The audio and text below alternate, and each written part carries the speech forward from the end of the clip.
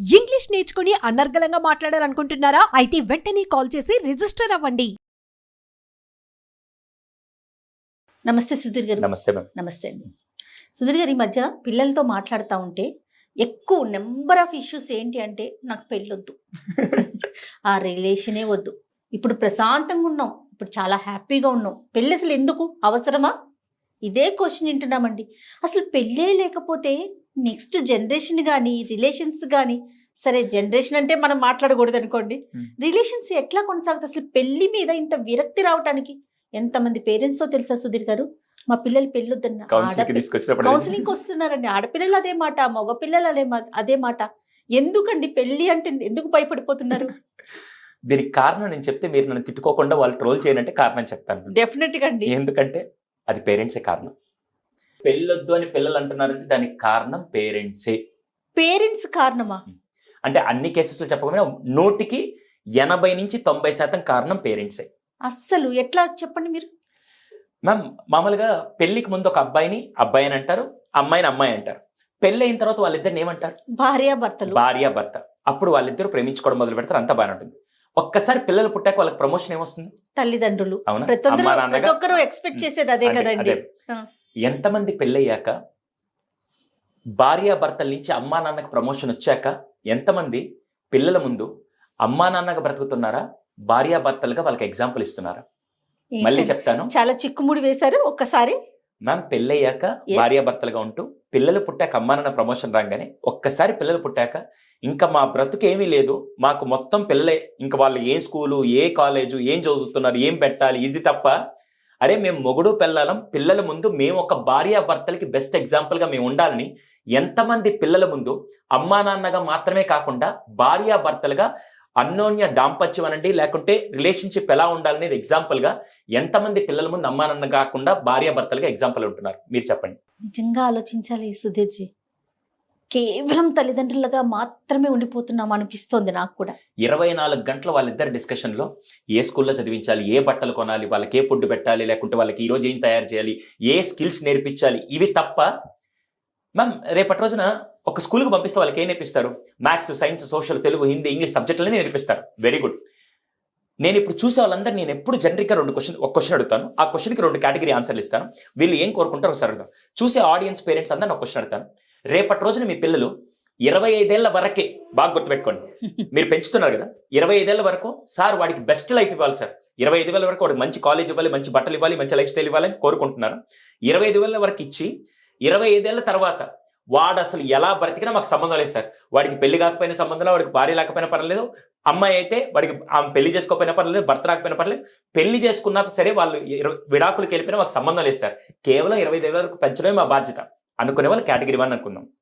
Category 2, రేపటి రోజున వాడికి మంచి భవిష్యత్తు ఇస్తూనే పెళ్ళయ్యాక కూడా వాళ్ళు బాగుండే విధంగా అటువంటి వాల్యూస్ని ఈ 25 ఏళ్ల టైంలో వాళ్ళకి కొన్ని విషయాలుగా మేము నేర్పించాలి సార్.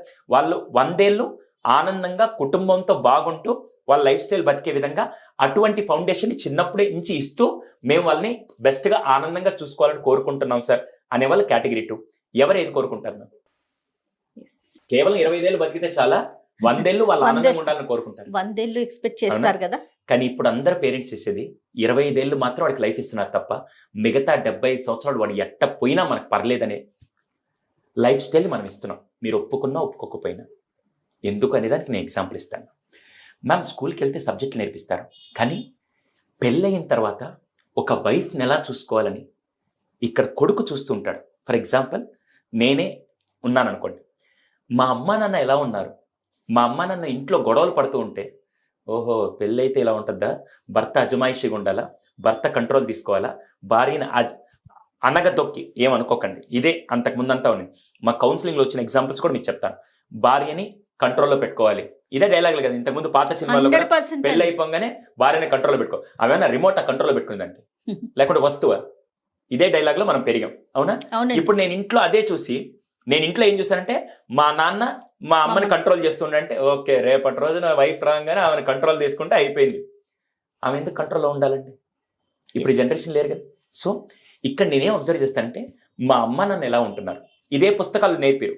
ఇది పోనీ డైరెక్ట్ గా చెప్పం, మనం మా అమ్మ నాన్న ఎలా ఉన్నారో చూసుకొని నేను అదే ఎగ్జాంపుల్ ఇక్కడ రెప్లికా చేస్తాను, అంతే అవునా? అంతే. అలా కాకుండా వాళ్ళిద్దరు ఇంతకు ముందు రోజుల్లో ఫర్ ఎగ్జాంపుల్ ఇప్పుడే అనుకుందాం, గొడవ పడితే భార్యాభర్తలకు ఖచ్చితంగా గొడవలు వస్తాయి. 200% గొడవలు లేకుండా అసలు మా సంసారాన్ని ఇదేనంటే 1000 మందిలో 1,00,000 మందిలో ఏదో ఒక కుటుంబం ఉంటుంది. మిగతా వాళ్ళందరూ ఖచ్చితంగా మనస్పర్ధలు ఉంటాయి.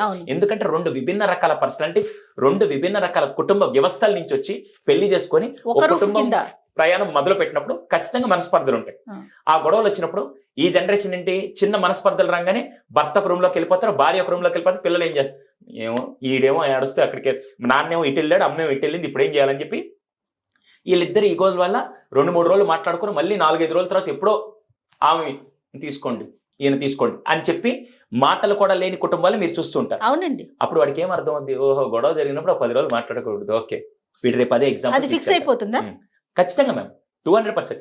అదే కనుక నేను ఇంకో ఎగ్జాంపుల్ చెప్తాను. మనస్పర్ధలు వస్తాయి, చిన్న ఆర్గ్యుమెంట్ జరుగుతుంది, పిల్లల ముందు ఆర్గ్యుమెంట్ చేసుకోవద్దని మేము చెప్పట్లేదు, కొన్నిసార్లు ఆర్గ్యుమెంట్ జరగనివ్వండి, జరిగిన తర్వాత సాయంత్రానికి కూర్చొని సారీ ఇందాక నేను పొరపాటున అన్నాను ఏమనుకోబాకంటే ఆవిడ కూడా సర్దుకొని ఓకేలే ఇదేదో జరిగింది కానీ అని చెప్పి మళ్ళీ ఇద్దరు మాట్లాడుకుంటూ ఉంటే వాడికి ఏం ఎగ్జాంపుల్ వస్తుంది తెలుసా, ఓకే చిన్న చిన్న మిస్అండర్స్టాండింగ్స్ వస్తాయి, సాయంత్రానికల్లా కూర్చొని డిస్కస్ చేసుకొని రాత్రికి మళ్ళీ సార్ట్ అవుట్ చేసుకోవాలి అనే ఎగ్జాంపుల్ ఏ సిలబస్ లో నేర్పారు, అమ్మా నన్ను ఇంట్లో నేర్పియాలి, జీవితమే నేర్పిస్తుంది. అంతే కదండి. అంతే. సో ఫస్ట్ ఇది మిస్ అవుతున్నాం, భార్యని ఎలా చూసుకోవాలో భర్త చూసుకుంటూ ఉంటే అది ఆటోమేటిక్గా కొడుకు కూతురు నేర్చుకుంటారు. ఎంతసేపటికి వీళ్ళకి ఇంటికి రాగానే భర్త వచ్చి నీకు ఇది కూడా చేయడం తెలీదా, నీకు ఆ మాత్రం పిల్లల్ని చూసుకోవడం తెలీదా, ఇదే నువ్వు చేసే పని, నేను వెళ్ళి పని చేసుకొని వస్తాను అని చెప్పి ఎప్పుడైతే అజమాయిషిగా చేస్తూ ఉంటాం వాడు చూసి ఓకే రేపటి రోజున నేను బయట వెళ్ళి చూసుకోవాలి, ఇంట్లో వైఫ్ అంతా చూసుకోవాలి అని చెప్పి అదే ఎగ్జాంపుల్ వస్తుంది. అలా కాకుండా ఈరోజు నేను ఆఫీస్కి వెళ్ళాక పిల్లలు ఏమైనా ఇబ్బంది పెట్టారు, ఏదైనా ఉంటే చెప్పు నేను మాట్లాడతాను, పిల్లల్ని కూర్చొని నువ్వేమి ఇబ్బంది పడబాక, నీకెన్ని టెన్షన్స్ ఉన్నా నాకు అర్థం అవుతుందని భర్త కనుక కూర్చొని భార్యతో మాట్లాడుతూ ఉంటే ఇంటికి వచ్చా కూడా ఇలా సపోర్టింగ్ ఇవ్వాలని చెప్పి ఈ అండర్స్టాండింగ్ కనుక చేయించకపోతే పిల్లల ముందు ఇది ఎగ్జాంపుల్ ఉండకపోతే వాడికి ఎక్కడి నుంచి నేర్చుకుంటాడు? అంటే భార్యాభర్తలుగా ఉండటం అంటే అండర్స్టాండ్ చేసుకోవటం అంతే తప్ప వాళ్ళ ముందు విచ్చలవిడిగా ప్రవర్తించడం. అదే ఇక్కడ చాలా మంది చూసే వాళ్ళందరూ ఏంటంటే భార్యాభర్తలు అంటే ఏదో రొమాన్స్ చేసుకోవడం తప్ప ఇంకా వేరే ఆస్పెక్టే లేదా. అసలు వాళ్ళకి ఇవ్వాల్సింది ఒక ప్యూర్ రిలేషన్షిప్ ఎలా ఉంటుంది, అది ఎంతమంది నేర్పిస్తున్నాము, అది ఫస్ట్ నేర్పించాలి.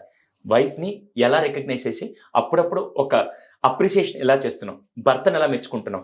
ఒక వైఫ్ రెడీ అయ్యి వచ్చిన తర్వాత ఈరోజు నువ్వు చాలా అందంగా ఉన్నావు, ఐ లవ్ యూ డార్లింగ్ అని ఒక డైలాగ్ చెప్తే ఒరే మా నాన్నకి పెళ్ళి ఇప్పటికి 20 సంవత్సరాలు అవుతుంది, ఇప్పటికి మా మమ్మీని ఎంత బాగా ప్రేమిస్తున్నాడు అనే రిలేషన్షిప్ వాళ్ళకి అర్థమవుతుంది. లేకుంటే ఈ రోజుల్లో ఈ రోజు పెళ్లి చేసుకొని రేపు విడాకులు తీసుకొని ఈ రోజు ఎదవ డేటింగ్ కల్చర్ వచ్చిన తర్వాత ఎప్పుడు మారుస్తూ ఉండే కల్చర్ని రాకుండా ఉండాలంటే మాత్రం డెఫినెట్ గా ఆ కుటుంబ వ్యవస్థ ఆ రిలేషన్షిప్ ఇంపార్టెన్స్ నేర్పించాలంటే కేవలం తల్లిదండ్రులే brand ambassadors as a wife and husband. మీరు చెప్పింది 100% కరెక్ట్ సుధీర్జీ. ఎందుకంటే భార్యాభర్తలు తల్లిదండ్రులు అయిన తర్వాత తల్లిదండ్రులుగానే ఉంటున్నాం తప్ప భార్యాభర్తలం అనే థాట్ కూడా ఉండాలి. అసలు పర్సనల్ అనేది ఉండట్లేదు కదండి. ఎంతసేపు వాళ్ళ కోసమే లేదా మన కోసం టోటల్ ఫ్యామిలీ కోసం ఉరుకులు పరుగులు పెట్టేస్తా ఉన్నా. అప్పుడప్పుడు హస్బెండ్ జస్ట్ ఎప్పుడైనా వర్క్ నుంచి వచ్చాక ఈరోజు నువ్వు వంట చేయొద్దు, ఈరోజు నీకు ఇష్టమైన కర్రీ నేను చేసి పెడతానంటే ఓహో అప్పుడప్పుడు భార్యని ఇలా కూడా చూసుకోవాలని కొడుకు చెప్పాల్సి వస్తలేదు, కూతురికి చెప్పాల్సి వస్తలేదు.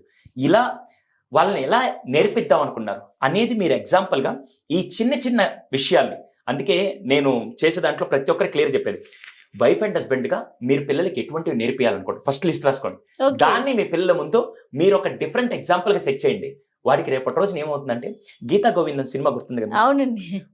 ఆ సినిమాలో ఆ క్యారెక్టర్ విజయ్ దేవరకొండ ఆ క్యారెక్టర్ ఎంత బ్యూటిఫుల్ గా అంటే మ్యారేజ్ అయ్యాక ఇలా ఉండాలి అనే చిన్నప్పటి నుంచి రిలేషన్షిప్ కి ఎంత ఇంపార్టెన్స్ ఇవ్వాలనేది వాళ్ళకి తెలుస్తూ ఉంటే ఎంత బాగుంటుంది మ్యామ్, అద్భుతంగా ఉంటుంది. అది ఈ రోజుల్లో ఫెయిల్ అవుతున్నాం మనం. అందుకే చాలా మంది మా దగ్గర కౌన్సిలింగ్ తీసుకొని వచ్చి మా వాడికి 32 సంవత్సరాలు సార్, మా అమ్మాయికి 30 ఏళ్ళు వస్తుంది, అసలు పెళ్లి చేసుకోనంటే సగం మంది కారణాలు చెప్పేది అవి చూసి ఆ బాధ పడలేము సార్ అంటే. ఒక తల్లిదండ్రులనే కాదండి, అక్క పెళ్ళేనో లేదా పిన్ని మా పిన్ని పెళ్లి చేసుకుంది, మా బాబాయ్ ఇట్లా ఉంటున్నారు, నాకు పెళ్ళే వద్దు, మా మేనత్త చేసుకుంది వాళ్ళు అట్లా ఉంటున్నారు. సో అందరి లైఫ్ ని ఊహించుకొని నా లైఫ్ కూడా ఇలానే ఉంటుందేమో అనే ఒక కాన్సెప్ట్ లో పెళ్లి అంటేనే భయపడిపోతున్నారండి. అంటే ఇక్కడ మళ్ళీ ఈ మధ్య ఒక కల్చర్ కూడా వస్తుంది, ఏంటది డింక్ అనే కల్చర్, మీకు తెలుసా లేదా మ్యామ్? లేదండి. నేను డ్యూయల్ ఇన్కమ్ నో కిడ్స్ ఎస్. Dual income, no kids. అసలు పెళ్లికి వెళ్దాం అనుకుంటే మళ్ళీ పిల్లలు వద్దు, అసలు పెళ్ళే వద్దు, లెటెస్ట్ ఎన్ని రిలేషన్షిప్ ఎవరు అంటే దొరికితే ఎన్నో దరిద్రాలు వింటున్నాం కదా, అన్ని- వాటిలో ఇదొక అనకూడదో మరి అనొచ్చో. ఇదొక దరిద్రమేమో. నేనైతే మాత్రం దానికి కంప్లీట్ అగేన్స్ట్ మ్యామ్. ఇప్పుడు కొన్ని దేశాలు ఏంటి తెలుసా, ఈ డింగ్ కల్చర్ వల్ల అరే మీరు పిల్లల్ని కనండి, మేము డబ్బులు ఇస్తాం, మీరు పిల్లల్ని కనండి అనే దేశాలు ఇప్పుడు తయారవుతున్నాయి. వాళ్ళు నరకం అనుభవిస్తున్నారు. అలాంటి కల్చర్ లోకి మన భారతీయ కల్చర్ వెళ్ళకూడదు అంటే కుటుంబ వ్యవస్థ చాలా చాలా గొప్పది. ఒక సుందరకాండ సినిమా, మీరు పాత వెంకటేష్ సినిమా అవునండి. గుర్తుంటే 25 మార్కులు ఫస్ట్ ఒక అమ్మాయి పెద్ద అమ్మాయి అయినప్పుడు, పెళ్లి చేసుకున్నప్పుడు 50 మార్కులు, పిల్లల్ని కన్నప్పుడు 75 మార్కులు, సంపూర్ణంగా కుటుంబ వ్యవస్థ ఉన్నప్పుడు 100 మార్కులని. నిజంగా లైఫ్ ఎప్పుడు ఎలా ఉండాలంటే అన్ని కలిపి ఒక బ్యాలెన్స్ చేస్తే లైఫ్ అంటారు మ్యామ్. ఈ రోజుల్లో వీళ్ళకి ఏంటంటే ఒక కాలేజ్ సీట్ తెచ్చుకుని, ఒక యూనివర్సిటీ తెచ్చుకుని మా లైఫ్ అచీవ్మెంట్ అయిపోయింది, ఇంకా నాకు ఎవరు అవసరం లేదు, నాకు నెలకి 10 లక్షలు పడుతున్నాయి, నేను ఒక్కడిని బతికితే చాలు. కాదు, కుటుంబ వ్యవస్థని ఫస్ట్ చిన్నప్పటి నుంచి తల్లిదండ్రులు నేర్పియాల్సిందే మ్యామ్.